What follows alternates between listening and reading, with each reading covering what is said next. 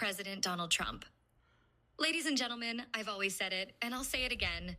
America comes first. Our policies, whether on trade, security, or immigration, are designed to protect American interests. The world can't rely on charity and empty promises. We must deal with reality. And reality is about strength, about winning, and about putting our people first. That's how we make the world a better place for everyone. Only when America is strong can the world be safe. Pope Leo XIV. While I respect the need for strength and leadership, true power is not just in the military or economic might. True power comes from compassion, from the recognition that we are all part of one human family. The Church has always taught that the world is interconnected and we must strive for unity, not division. Peace is not a transaction, but a commitment to care for the most vulnerable.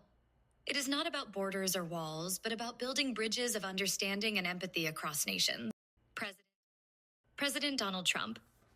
Look, I understand what you're saying, but at the end of the day, countries need to take care of themselves. America is leading the charge, and if we don't protect our interests first, who will? We can't afford to be dependent on anyone. That's why we've built the strongest economy in the world, and that's why we're leading the way on trade. We must assert our strength, even if it means standing alone at times.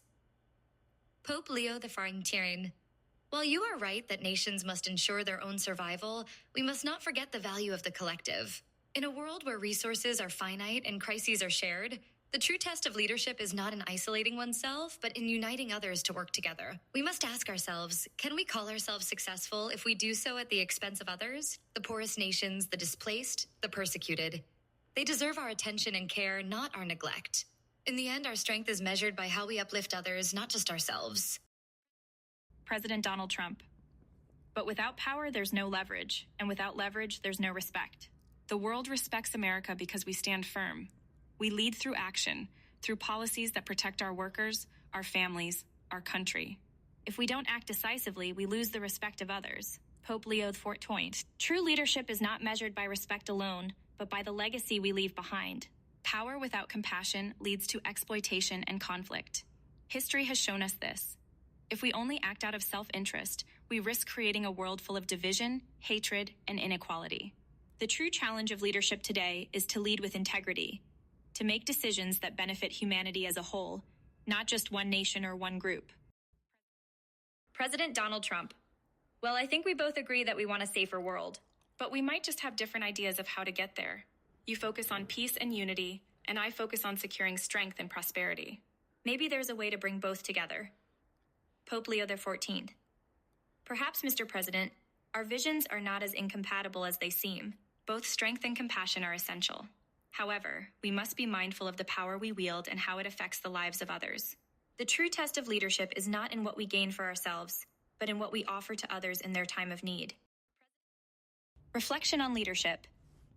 This dialogue highlights the fundamental differences in how Donald Trump and Pope Leo XIV approach leadership. Trump's leadership is based on national strength, economic power, and self-reliance, while Pope Leo XIV's vision centers on global unity, compassion, and moral responsibility. The exchange also illustrates how these two leaders, though standing at opposite ends of the spectrum, share a common desire to make the world better. But the paths they envision are vastly different. Trump views the world through a transactional lens, where success is measured by dominance and victory in the marketplace, while Pope Leo XIV calls for shared responsibility, where success is about uplifting humanity as a whole, especially the most vulnerable. This dialogue offers a dynamic exploration of how political and spiritual leadership can interact in a complex world, where both visions may, at times, clash, but also have the potential to find common ground on global challenges.